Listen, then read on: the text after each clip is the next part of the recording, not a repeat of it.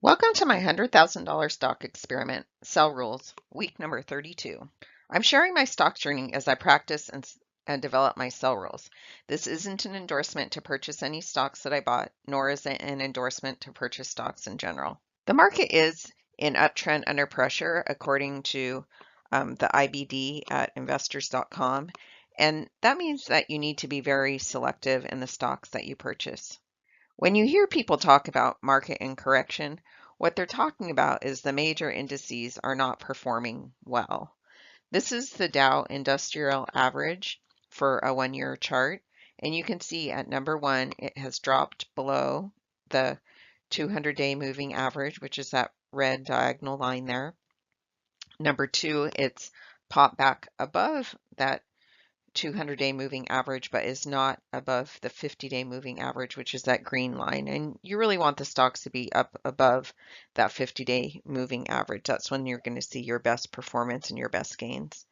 And then in number 3, you can see that the Dow has popped back above the 200-day moving average, closed in the top part of the range, and hopefully will be crossing that 50-day moving average in the upcoming weeks.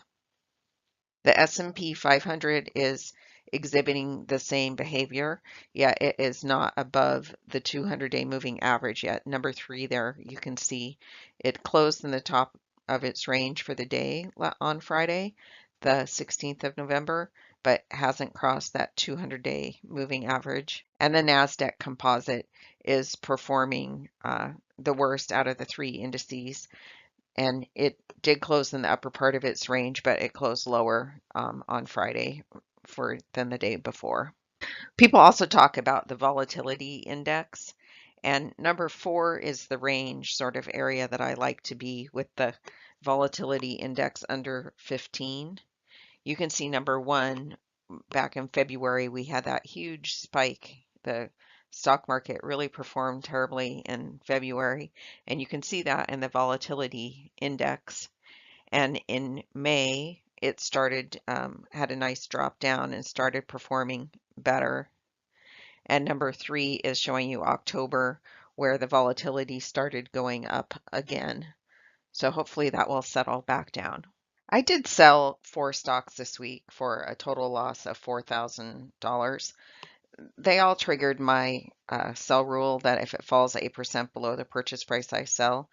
And you can see that I took more of a loss than 8%, but pretty close to that. EVOP payments, I held 3 days and lost 9.6%, drag. Data was down 10% in 4 days, another drag. This is where that volatility comes in. You can see, stocks were up and then they just fell apart. Health equity was also down 9% in 10 days, and I got kicked out. I also sold Kohl's this week.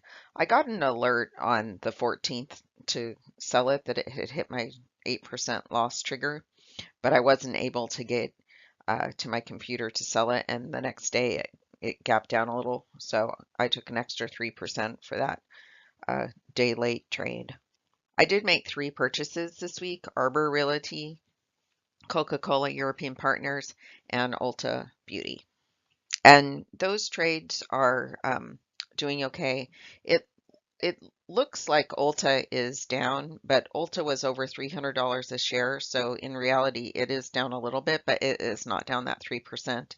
Since I'm buying a whole number of shares, my purchase of that was just under $9,800. And here's my holdings that I've held for more than a week. CBI Glacier Bank Corp is up 2% in 6 days. And you can see on the MarketSmith that where that number 1 is, and then you can see that blue bar, Glacier Bank Corp is just getting into a pivot point, and that blue dot is showing that it has a relative strength new high. So if you hadn't purchased this or want to purchase it, it's coming up into a pivot point according to MarketSmith. Livent Corp is up 2% in 9 days. It is down from last week, and it is also an IPO, so it doesn't have much history. I had put that purple dotted line to see if maybe that would be the point of I would consider this a failed trade. Lululemon is down 6.4% in 4.6 weeks. It's nearing that 8% loss line, but I'm hoping that this stock can hold up for a few more weeks. Earnings are due on December 4th, and the last 6 earning periods, the stock has gapped up in volumes. You can see the last 2 earnings gap ups by these magenta colored double arrows pointing to both the volume and the price action. Omnicell is up 3% in 12 days, and Starbucks is also up 4.7% in 9 days. Verisite is up 2% in 2 weeks. And again, on this trade, it was a big gap up. You can see that on number 1, where that price had a huge jump 2 days in a row. And number 2 is showing the volume had a huge increase for 2 days in a row. Number 3 is where I purchased it. So without waiting to take that 8% loss, I tried to mark a point that I thought might be to where I could consider this trade as failed. Verisk Analytics is up 5% in 12 days. It's basically even since last week. Here's my current holding dollars, my total value week to week, sorted by the losers on the top. So my 2 big losers here are Lulu and ABR. Ulta is up towards the top, but since I'm buying in full share values, and this was a stock that was over $300 a share, it means I only bought $9,773 worth of this stock. So it's not down $300, it's only down about $50. And then there's 2 stocks that I put in yellow. They're down a little bit from last week, so I want to keep an eye on those. And then the green ones, the 3 at the bottom, all have a nice little gain. And on the right-hand side, the weekly holdings change. This is the percentage change for the week, unless I've held the stock for less than a week, and then it's the percentage change since I purchased it. So there's 4 on the top that are a little concern, and I'll be keeping an eye on those.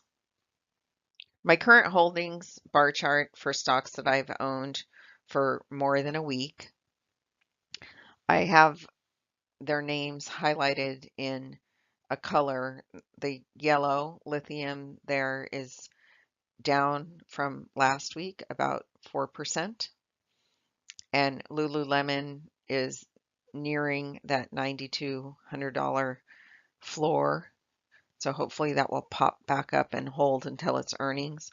Omnicell and Starbucks are green. I like where they're at. They're holding steady or moving up slightly. And Verisite in the pink there is also down about 4%. And then VRSK is going up slightly. So that's nice to see. And my benchmark shows that I am down about $4,000 from last week. So this is a total drag to see it going down. I did have that $4,000 loss on the 4 stocks that I sold, so that can account for that. But I'm pretty happy with my holdings that I have, and I'm learning a ton. The longer we go on in this journey, the more I'm realizing that I have a lot to learn. So I'm enjoying the journey and I'm enjoying learning. The industry breakdown is showing that I have good diversification with 3 stocks in retail, 2 in medical, 1 in food and beverage, real estate, banks, chemical, and business services. At the end of this week, I have total cash of $21,306. Thanks for watching. Keep an eye out for my next episode, or better yet, subscribe to my channel. Don't forget to hit the bell if you want alerts when I post a new episode.